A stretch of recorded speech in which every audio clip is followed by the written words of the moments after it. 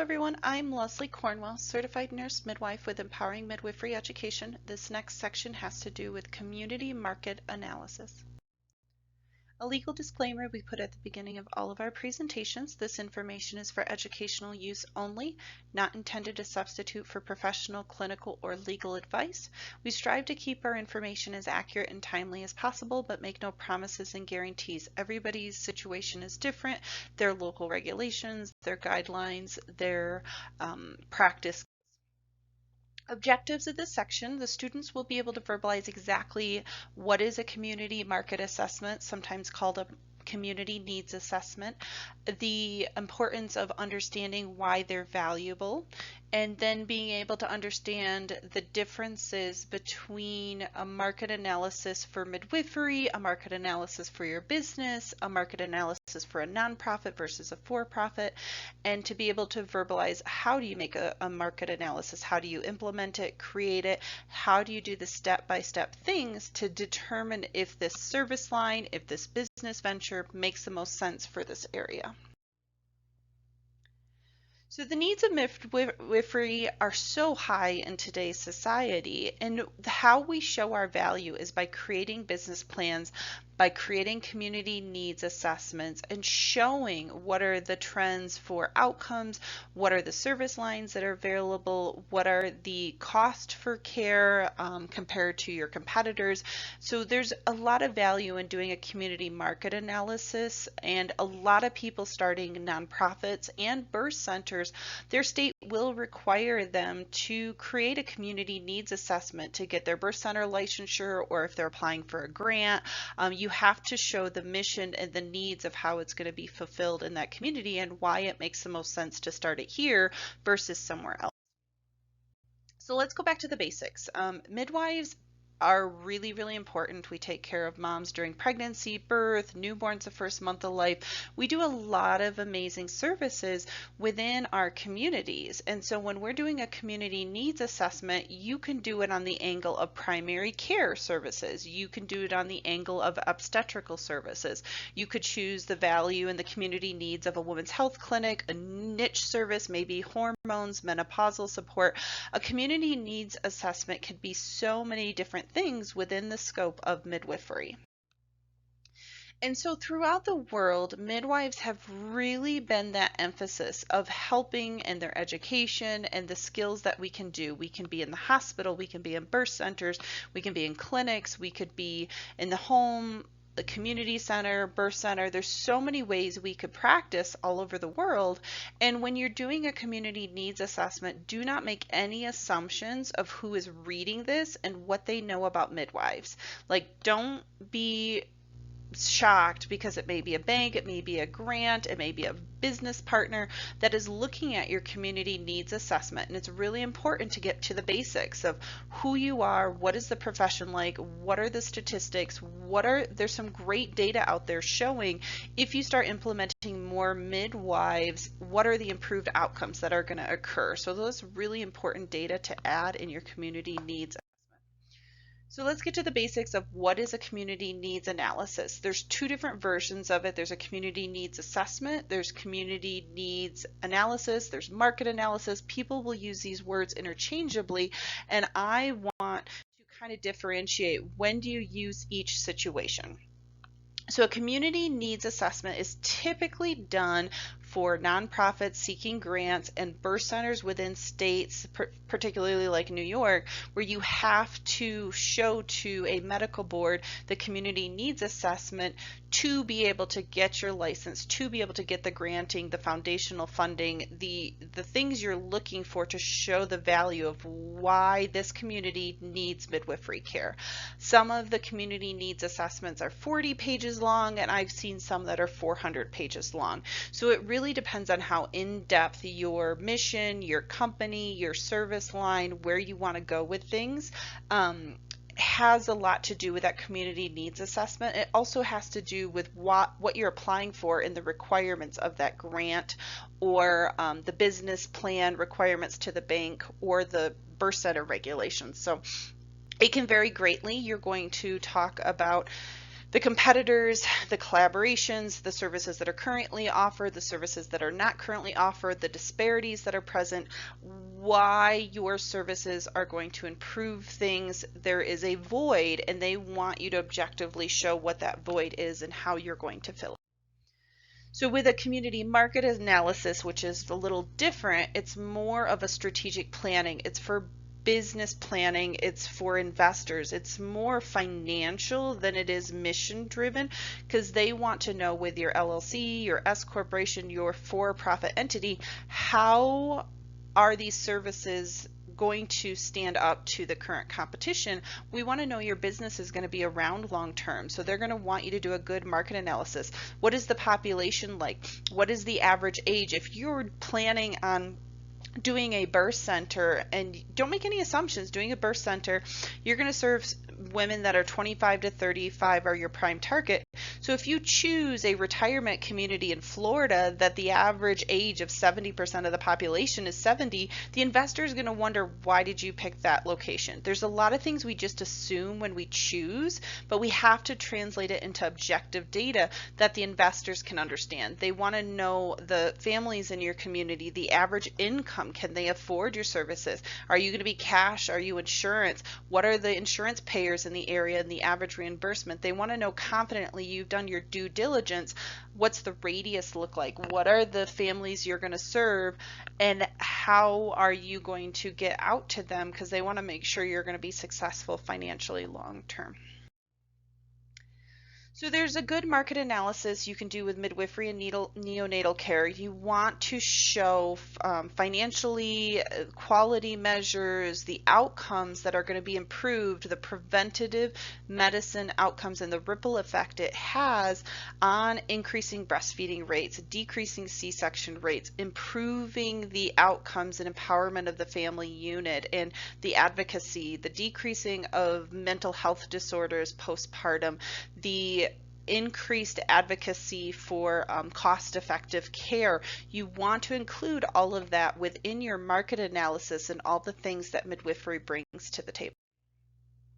So when you do your market research analysis, you want to talk about your competitors, your collaborators, any family practice physicians, any OBs, any MFMs, any midwives, birth centers, home birth practices, women's health clinics, anybody that's also doing services in the similar industry within your area, because they want to know what's there. They want to know what they're charging. If you're going to charge 5 times more than everyone in the community, you better have a very strong defense of what your stuff is different and how consumers are going to be willing to pay 5 times more for your service line compared to someone else's.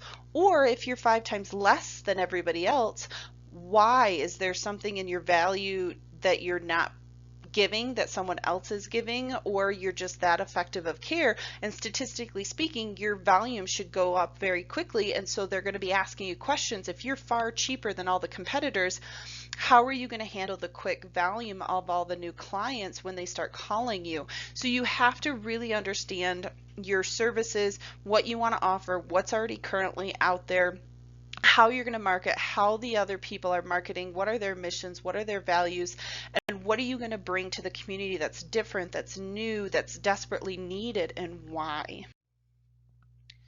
So many of the countries you want to talk about, especially around the world, you can. It just depends on what your business practice is, your foundation, your goals. If it's a local tiny community you're focusing on, or if you want to change and do a birth center franchise, you're going to talk about the whole country, the United States. If you want to make a international birth center chain, you're going to have different statistics depending on the radius of the people you're going to serve. So when we say doing a community market analysis, don't ever think in our radius. It just depends on your business plan. It depends on who you're going to serve, where things are going, and what's that trend. If you eventually want to start with a home birth practice, but in 5 years you want 20 birth centers across the US, you have to show the different stages. Stage 1 market analysis of your local area, how this stage is going to do successful with the home birth practice, and then when you want to expand to the next level, why that is needed, why that service is going to be successful. So it just depends on how complex your business plan, your mission of your nonprofit, where you want to go is going to determine the radius of your community needs assessment. So a lot of times it's a very research driven objective. It's not going to be a lot of subjective fluffy words. It's going to be numbers, quotations, testimonials, surveys, very objective data showing average insurance reimbursement, showing what exactly potential clients are getting from other services and what they're missing, what they're saying, what they're looking for, what is the average income, what are the population in the area, what is the service lines that are already being offered, how long have they been established. You want to be very objective on your report when you're doing that community needs assessment. If you're going to the larger scale of international changes, you're going to talk about how in the US our fertility rate is different than X country or this country, or even states where you're trying to go, and the trends of needs for midwives and obstetrical and birth care services. You could talk about the retiring obstetricians and physicians and OB specialty care providers and the massive needs that midwives are going to fill, not just in your local community, state, around the world. So it really just depends on what part of the business planning you want to focus on based on who you want to serve, where this needs assessment is going to pertain to. So it has to be very strategic. You have to talk about, this is my plan from day one, this is why. I'm going to start out with XYZ services because none of the competitors are offering it. It's a 2-hour distance to get your pap smear done. We live out in the country. Or there are people offering pap smears, but it's a 6-month wait minimum because they're so busy. Preventative health, well, women care isn't being offered at that facility. It's only a high-level pregnancy facility. None of the local places can find room for preventative GYN services. So that's why I'm starting a women's health clinic here. Like, you have to show very detailed what is currently offered, what is missing, why am I going to be successful in this community, in this state, in this country, in this area of expertise that I want to offer. You have to show step by step how you're going to get known to new clients, how you're going to stand out from the rest of the services being offered. So definitely planning. You want to have a lot of teamwork and a community needs assessment. It can be a pretty extensive process, especially if you're doing it for a nonprofit, you're doing it for a birth center regulations. It's more smaller and condensed when it's part of a business plan for investors. They just want to know high level. You did your research, your due diligence that this business is going to be successful here. When it comes to a community needs assessment for grants and for birth center regulations, it tends to be far more stringent and comprehensive, and they detailed will tell you what needs to be key indicators within that a formal community needs assessment to qualify. You can do focus groups. You can say, hey, we're thinking of opening a birth center in a year, or we bought this building, we're doing construction.